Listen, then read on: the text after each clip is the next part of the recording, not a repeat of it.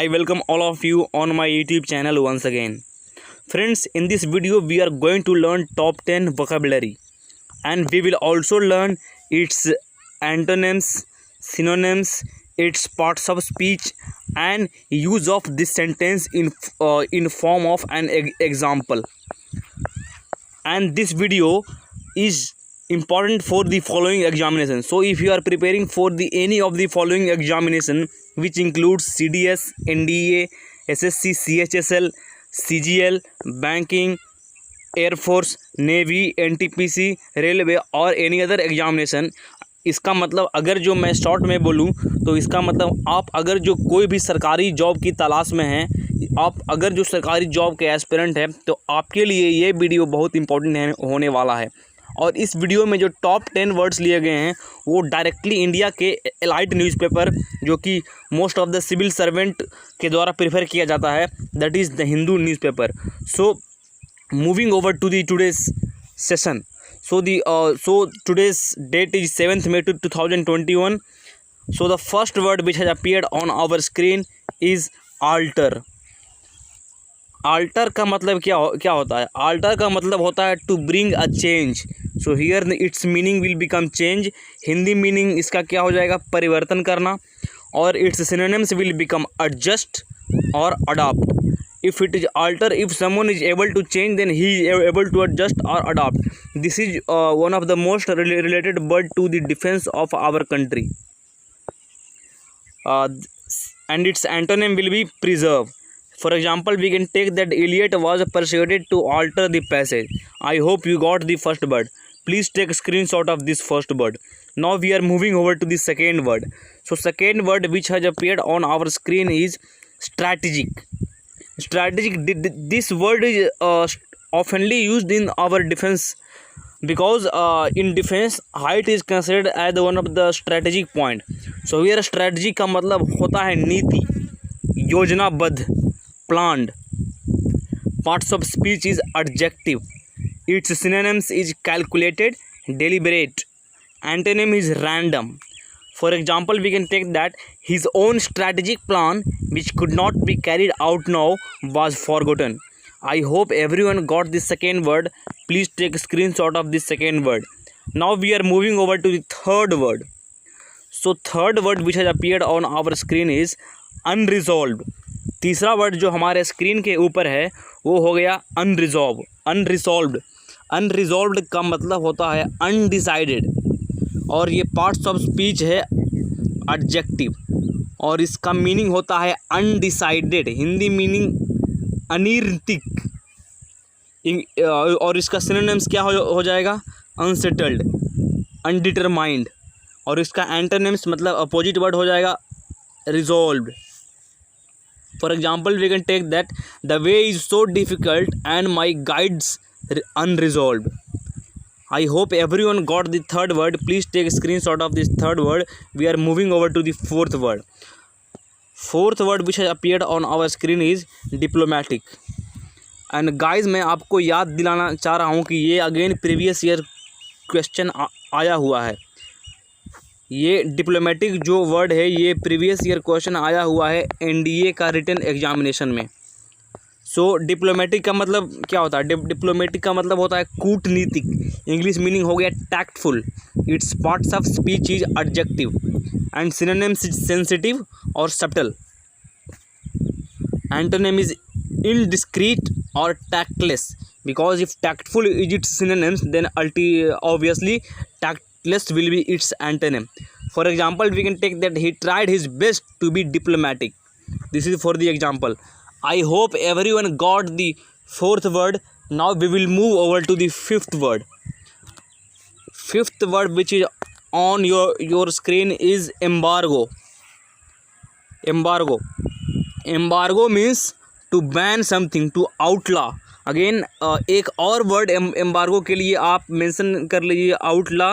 Again ये previous year आया हुआ है, इसीलिए मैं मेंशन कर दे रहा हूँ NDA का रिटन एग्जामिनेशन में।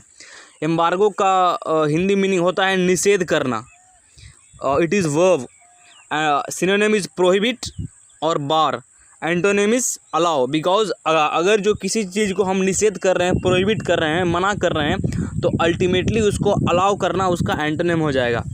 Then coming over to the example is the documents of the national security importance are routinely embargoed. I hope everyone got the fifth word. We are moving over to the sixth word. So the sixth word जो कि आपके screen पे है, that is provoke.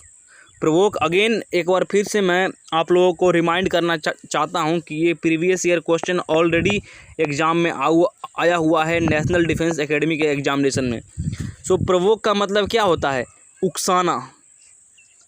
इसका parts of speech हो गया verb और इसका इंग्लिश मीनिंग हो गया गोड. प्रोवोक का मतलब आप इसको हिंदी में याद रखिए, उकसाना. सिनोनिम हो गया स्पर, प्रिक. एंटोनिम हो गया deter. For example we can take that the teacher can provoke you into working harder. So ये हमारा प्रीवियस ईयर क्वेश्चन था. अब बढ़ते हैं अपने सेवेंथ वर्ड की ओर. सेवेंथ वर्ड जो कि आपके स्क्रीन पे आया हुआ है, the seventh word is halt. Halt मतलब किसी चीज़ को रोकना. जैसे कि कभी कभी जब हम लोग ट्रेन पे ट्रैवल करते हैं तो वहाँ पे यूज किया जाता है वर्ड, जैसे कि ट्रेन हाल्ट हो गया, चाहे कोई हाल्ट आने वाला है, अगला स्टॉप. मतलब हाल्ट मतलब स्टॉप होने वाला है ट्रेन. सो उसी तरह हम उसको इस वर्ड से रिलेट करेंगे. तो हाल्ट जो कि एक नाउन है, इसका मतलब होता है स्टॉप. सिनोनिम के तौर पे हो गया stand still, cessation. And antonym हो गया स्टार्ट, क्योंकि जब स्टॉप इसका सिनोनिम हो जाएगा तो एंटोनिम ऑब्वियसली स्टार्ट ही होगा. इसका एग्जांपल हो जाएगा a halt in protection lead to heavy losses. I hope everyone got the seventh word. Now we are moving over to the eighth word. So eighth word which has appeared on your screen. Eighth word जो आपके screen के सामने है, that is swiftly. Swiftly का मतलब होता है तेज़ी से, वेरी फास्ट, तेज़ी से. सो ये एक एडवर्ब है. एडवर्ब को याद रखने का एक सिंपल तरीका है कि मैक्सिमम एडवर्ब के लास्ट में जो दो वर्ड होते हैं वो एल वाई होते हैं. जैसे कि देखो यहाँ पे स्विफ्ट लिखा हुआ है और लास्ट में एल वाई अगर जो मेंशन कर दिया तो ये हो गया एडवर्ब. स्विफ्टली का हिंदी मीनिंग हो जाएगा तेज़ी से, और सिनोनिम हो जाएगा quickly, rapidly. Here again it is तेज़ी से, कोई भी काम तेज़ी से करना, दैट इज स्विफ्टली और quickly, rapidly. Its antonym will be obviously slowly, जो कि धीरे धीरे. एग्जाम्पल के तौर पे he got up and walked swiftly to the door. I hope सभी लोग एथ वर्ड समझ गए होंगे. Now we will move over to the ninth word. अब नौवें वर्ड जो कि आपके स्क्रीन पे है, that is called arduous. Arduous ये again previous year question NDA में आया हुआ है. सो आर्डुअस का मतलब क्या होता है? ऑनरस. ये पार्ट्स ऑफ स्पीच में एडजेक्टिव हो गया और इसका हिंदी मीनिंग हो जाएगा दुर्भर. सिनोनिम के तौर पे क्या हो जाएगा? टैक्सिंग और difficult. This both are its meaning, I mean to say synonyms. So its antonym will be easy. For example, we can take that he commenced an arduous journey. Arduous का मतलब होता है डिफ़िकल्ट, बहुत कठिनाइयों वाला journey. जैसे कि जब भी हम कोई भगवान को पूजते हैं, जैसे कि केरला में लोग सबरीमला जाते हैं और कहीं भी कोई भगवान की यात्रा में जाते हैं, so they are on a arduous journey. और आर्डुअस का मतलब difficult journey, because they have to walk and go. Mainly Bihar में जब इधर लोग बोलबम जाते हैं तो बोलबम के लिए लोग लगभग 110 से 120 किलोमीटर पैदल चलकर ही जाते हैं. सो वो उनके लिए एक आर्डुअस जर्नी है, डिफ़िकल्ट जर्नी है. So I hope everyone would have got the ninth word. Now we are moving over to the last and final word for today. So the last and final word is shelve. Shelve का मतलब होता है ले aside. ये parts of speech verb हो गया. इसका Hindi meaning टालना. Synonyms it will be pigeonhole और स्टे. एंटोनिम के तौर पे क्या हो जाएगा? For antonym it will be carry out. And example sentence plan to reopen the school have been shelved. I hope everyone would have got the 10th word. सभी लोग ये 10 वर्ड आज सीखे होंगे और इसके एंटोनिम्स, सिनोनिम्स, इसका यूजेस भी आज सीखे होंगे। और आप देखिए इस 10 वर्ड में से कम मैं तो आज 3 से 4 वर्ड बता दिया है जो कि प्रीवियस ईयर में आ चुके हैं।